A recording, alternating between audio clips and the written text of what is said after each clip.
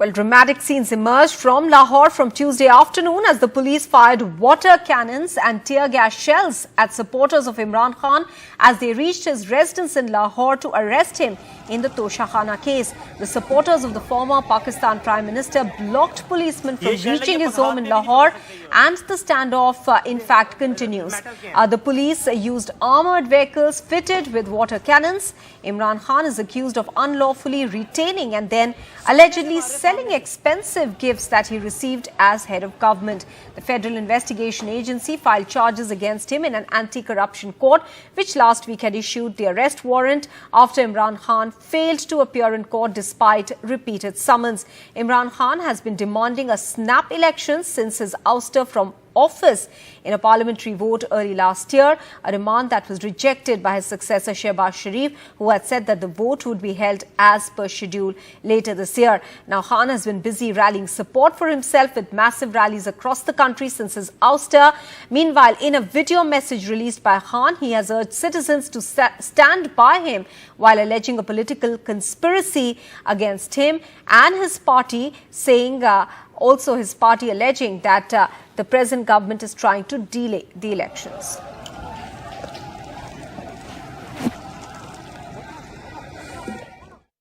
मेरे पाकिस्तानियों, पुलिस मुझे जेल में पकड़ने के लिए आ गई है बाहर, और उनका ये ख्याल है कि जब इमरान खान जेल में चला जाएगा तो कौम सो जाएगी। लेकिन अगर मुझे कुछ होता है या जेल में जाता हूं, ये मार देते हैं, तो आपने ये साबित करना है कि इमरान खान के बगैर भी ये कौम जदोजहद करेगी, और ये बदतरीन गुलामी इन चोरों की और ये जो एक आदमी फैसले कर रहा है इस मुल्क के, ये कभी आप कबूल नहीं करेंगे। Meanwhile, in Parliament here in India, the second day of the second half of the budget session on Tuesday was disrupted again.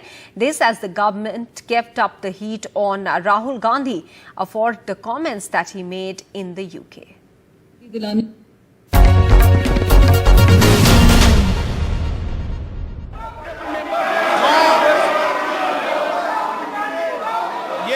Day 2 in Parliament.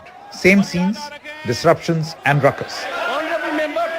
The Treasury benches insisting that Rahul Gandhi apologize for his statements abroad. Non-democratic.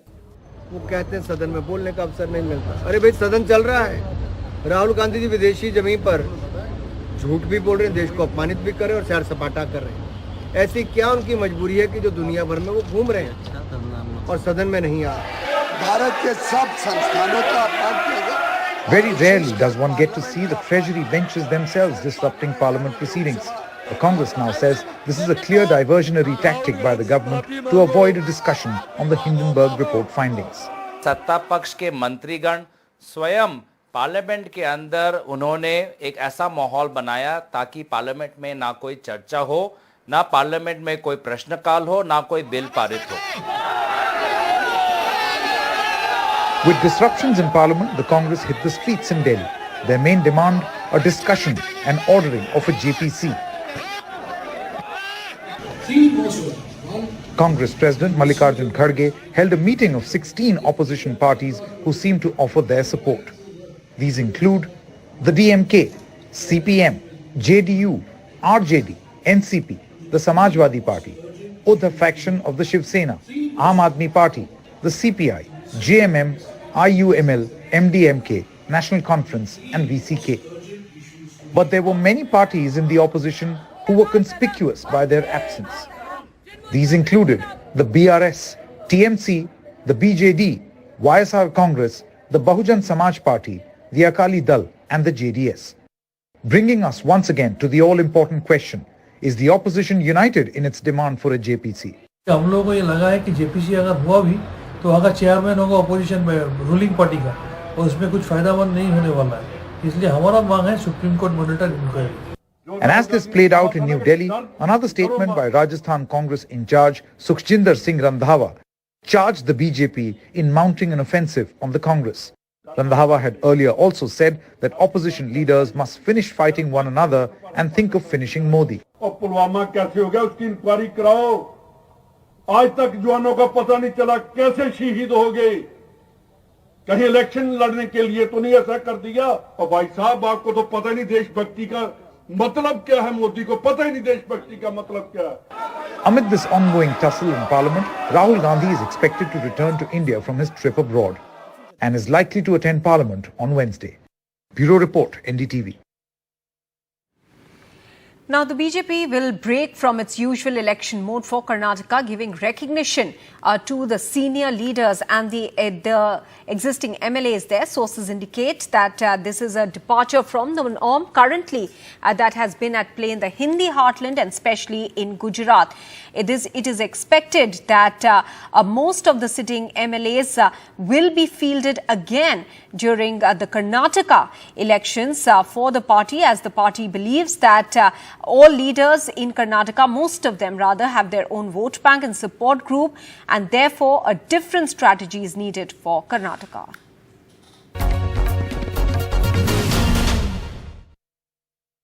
Well, much talked about and successful Gujarat model of the BJP will not be repeated in Karnataka assembly elections. Let's first talk about what is Gujarat model. We have been seeing that how BJP has been winning in Gujarat assembly elections for the past 3 decades. In fact, this time around, they made a record of a sort because they won maximum number of seats in Gujarat. And this time, they dropped maximum number of sitting MLAs. 42 MLAs were dropped in Gujarat. And before that, a year ago, all the ministers, including the chief ministers, were replaced. This was for the first time the BJP had made such kind of experiment. After the successful Gujarat model, there was a demand in Karnataka that this model should be replicated in Karnataka itself, because BJP here is facing anti-incumbency. In fact, few leaders wrote a letter saying that maximum number of MLAs should be dropped because either they face anti-incumbency or they face corruption charges. But now BJP leaders say that this model will not be repeated in Karnataka because around 100 seats are there which BJP feels that MLAs win because of their personal influence in the respective constituencies. And that's why they feel if they deny a large number of MLAs tickets in the upcoming assembly elections, they will revolt against the party and they may ultimately harm the BJP in Karnataka. That's why BJP decided not to repeat this Gujarat formula or Gujarat model in Karnataka. BJP also says that some sitting MLAs from other parties like Congress or JDS likely to switch over to the BJP, and B.S. Yediyurappa's younger son, he may also contest from Shikaripura seat. So all these are part of the BJP's larger game plan as far as Karnataka is concerned, and BJP says that ultimately it depends upon the face of Prime Minister Narendra Modi, who will be visiting 8th time this month in Karnataka, when on 25th of March all the 4 Vijay Sankalpa Yatras of the BJP will culminate and Prime Minister Narendra Modi will address a big rally there. Of course, Home Minister Amit Shah and BJP President JP Nadda will also be visiting Karnataka. Meanwhile, Delhi Chief Minister Arvind Kejriwal and his Punjab counterpart Bhagwant Mann addressed a rally in Bhopal. This after the two were in Rajasthan, which along with Madhya Pradesh will be up for elections by the end of this year. Aam Aadmi Party has announced that it would contest all 200 assembly seats in Rajasthan and 230 in Madhya Pradesh. हम वो पत्ते नहीं, आंधियों को कह दो अपनी औकात में रहें। भारत माता की, भारत माता की। Aam Aadmi Party now spreading its wings in Madhya Pradesh. The two stars of the party, Delhi CM Arvind Kejriwal and Punjab CM Bhagwant Mann, in Bhopal on Tuesday after a rally in Jaipur on Monday and in Raipur on the 5th of March. आम आदमी party के Kejriwal took pot shots at both the BJP and the Congress. तो हालत ही हो गई है कि आप वोट किसी को दो, सरकार बीजेपी की बनती है। जनता इनको हटाना चाहती है, जनता इनको बदलना चाहती है, जनता के पास विकल्प नहीं है। अब विकल्प आ गया आम आदमी पार्टी के रूप में। मुझे पूरी उम्मीद है कि आम आदमी पार्टी को जनता भरोसा देगी, सरकार बनाएगी। आपके लिए हम लड़ेंगे, लेकिन हाँ लड़ाई पब्लिक की है, लड़ाई पब्लिक को लड़नी पड़ेगी। But neither the Congress nor the BJP consider up a serious challenge in Madhya Pradesh. B team है कांग्रेस की। ये आप पार्टी, ये बीजेपी की बी टीम है, लेकिन ये मध्य प्रदेश की तासीर अलग है। मध्य प्रदेश में कोई चलेगा तो कांग्रेस चलेगी और बीजेपी चलेगी। मध्य प्रदेश में इसलिए नहीं है, मध्य प्रदेश की जनता जानती है कि अन्ना हजारे को जिन्होंने धोखा दिया है और जिस बात के लिए उन्होंने आंदोलन करा था तो क्या कारण है उनके 2 मंत्री जेल में? In Madhya Pradesh, AAP is enthusiastic after its performance in the urban local body polls in July-August last year, where the party not only won the mayoral polls in Singrauli, MP's second richest municipal corporation in terms of revenue, but 52 of its candidates were elected municipal councillors. Aam Aadmi Party's vote share was just 1% during 2018 assembly polls, but increased to 6.3% during last year local body polls. And now the party is trying to break the bipolar model of politics in Madhya Pradesh. In Bhopal, with camera person Imran Khan, Anurag Dwari for NDTV. Let's turn our attention now to Maharashtra, where a farmers' protest has been underway. There was a long march by the farmers from Nashik to Mumbai. They have been asking for better remuneration for their produce. The farmers are also protesting the sharp slide in onion rates. Meanwhile, the farmers said that they are dissatisfied with Maharashtra government's announcement of 300 rupees per quintal compensation to the onion farmers. Here's what they are demanding. The farmers are seeking 2,000 rupees per quintal for onions. The farmers are seeking immediate subsidy of 600 rupees per quintal. The farmers are seeking changes in the existing export policy as well.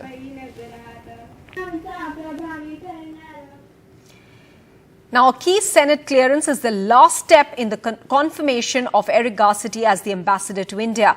The Biden administration stuck to its decision to nominate Eric Garcetti despite objections in the past.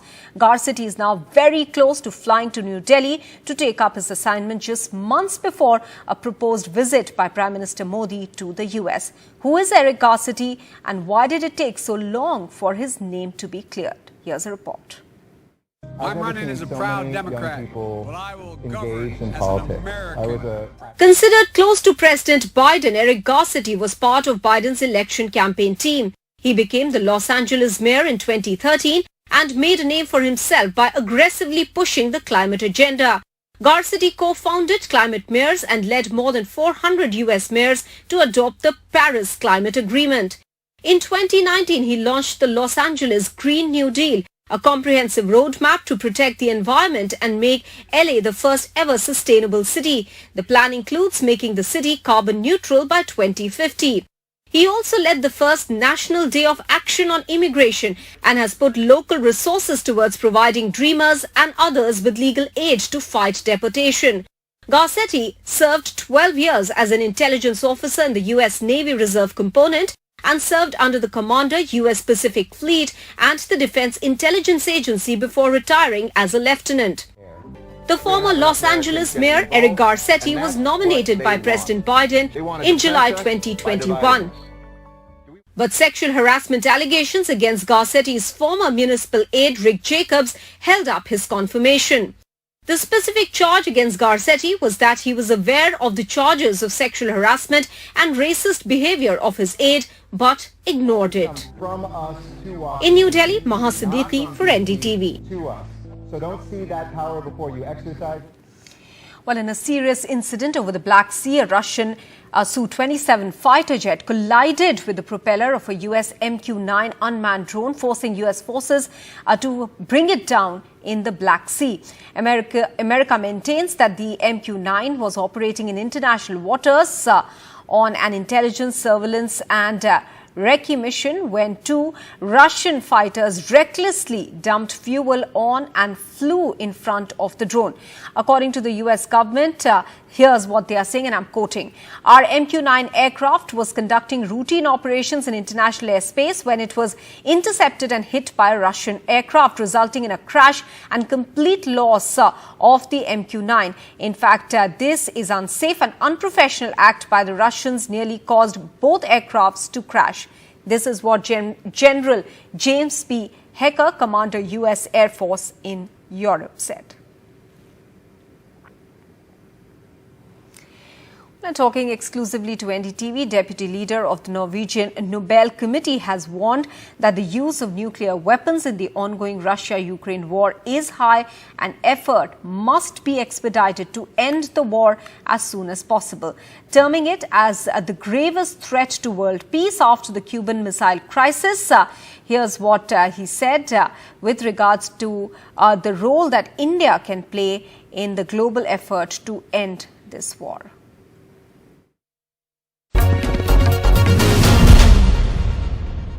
First question, Ashley, to you. You've spoken about the need for speaking about peace. This is the time to speak about peace, you've said. World needs peace. Now, we do know that because of Russia-Ukraine war, the whole atmosphere has somewhere got vitiated. And the discourse, which at one time used to be dominated by development, peace, it seems to have taken a back seat. So, what is your concern and what needs to be done to actually address this challenge? Well, the Ukrainian war is a travesty. It's a war that should never have been fought. It was an unnecessary war and it needs to end right now. That being said, one of the most disheartening aspects of the Ukrainian war is the reception in the world. There are very few voices speaking out on behalf of peace. There are so many more voices speaking out on behalf of armaments, weapons, and war. And that is why I feel that it was such a wonderful opportunity to be here in Delhi to make the case for peace. The threat is real. We are at the most dangerous moment in human history, more dangerous than during the Cuban Missile Crisis. Right now, Russia and the United States are inches away from a nuclear exchange that would make the world inhabitable for large sections of the population. Right. विभव उपाध्याय, आपने एक महत्वपूर्ण बात कही. आपने ये कहा कि इंडिया को एक नया डेवलपमेंट मॉडल चाहिए और क्या ये सही वक्त है उसके लाने का. ये क्या सोच क्या है, किस तरह के बदलाव की आपको लगता है ज़रूरत है? विकास की जो पूरी रणनीति है, जो सोच है, जो डिस्कोर्स है डेवलपमेंट को लेके, उसमें किस तरह के बदलाव की ज़रूरत है आपको लगता है? न्यू डेवलपमेंट मॉडल क्यों चाहिए इंडिया को? देखिए, जब से हम इंडियन हिस्ट्री, जब से देश भारत के रूप में उभर के आया है, तब से हम एक ही बात सुने, पॉवर्टी हटानी है, शिक्षा बढ़ानी है. 75 साल हो गए, तो हमें रिव्यू करना ज़रूरी है कि भाई 75 साल में भी हम समस्या का समाधान नहीं कर पा रहे हैं. तो उसका कारण जो निकल के आता है वो ये है कि समस्या देश में नहीं है, समस्या जो देशवासियों में नहीं है, समस्या है उस विकास मॉडल में जो कि दोहन पर आधारित था, एक्सप्लॉयटेशन पे बेस्ड था. तो आपको लगता है कि आधारभूत बदलाव की जरूरत है, सोच में, नीति में, रणनीति में, और आर्किटेक्चरल चेंज की जरूरत है. आपको आर्किटेक्चर चेंज करना पड़ेगा जहां पर लोग सेंटर में होंगे और प्रॉफिट्स और नीतियां और चीजें लोगों के लिए बनेंगी जो है. All right, on that note, we're taking a very quick break. News and updates will continue. Stay with us.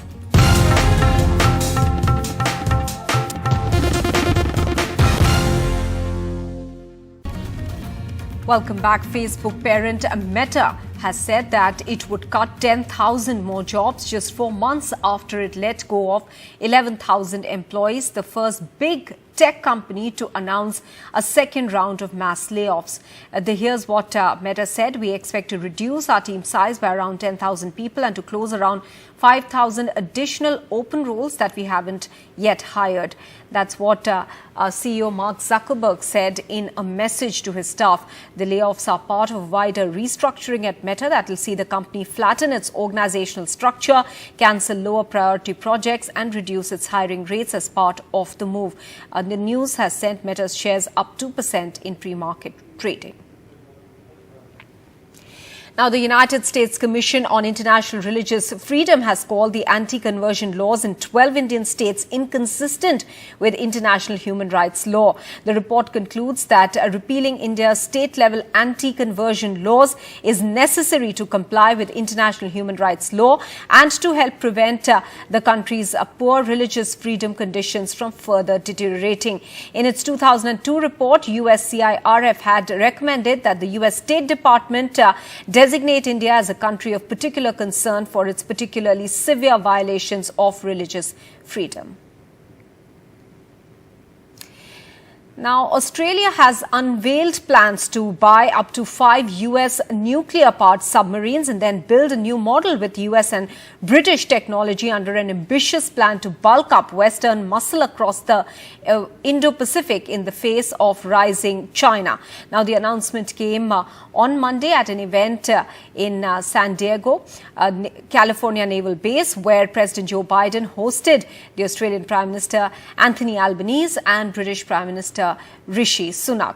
Now, China has responded to this. It has in fact warned Australia, Britain and the United States, saying that they are treading a path of error and danger after they unveiled a nuclear-powered submarine deal. Australia announced on Monday that it would buy up to 5 US nuclear-powered submarines and then build new models with US and British technology, as we pointed out, under an ambitious plan to bulk up Western muscle under the alliance that they have called AUKUS.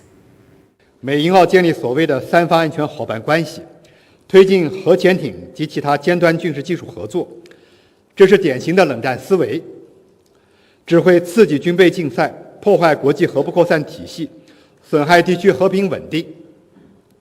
爱好和平的国家对此表达了严重关切和坚决反对。美英澳发布的最新联合声明表明，三国为了一己地缘政治私利，完全无视国际社会关切，在错误和危险的道路上越走越远。